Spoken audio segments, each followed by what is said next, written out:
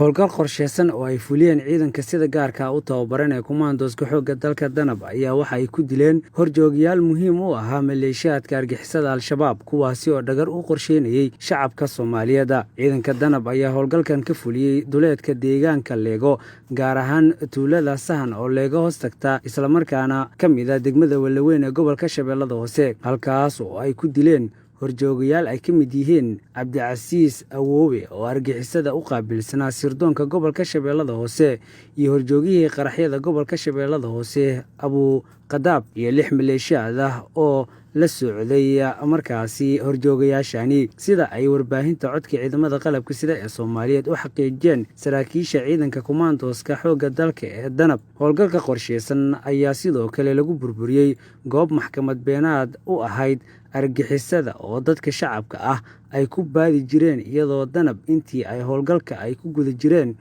ku soo qabteen liis ay ku qoran yihiin magacyada, nambarada iyo meelaha ay kala joogaan si xorolayaasha Al-Shabaab ummadda ay u adeegsadaan.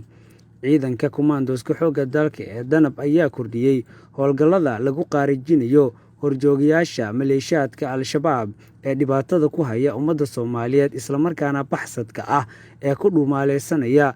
dhulka hawdka ah. Maxamed Muuse Maxamed, warbaahinta codka ciidamada qalabka sida.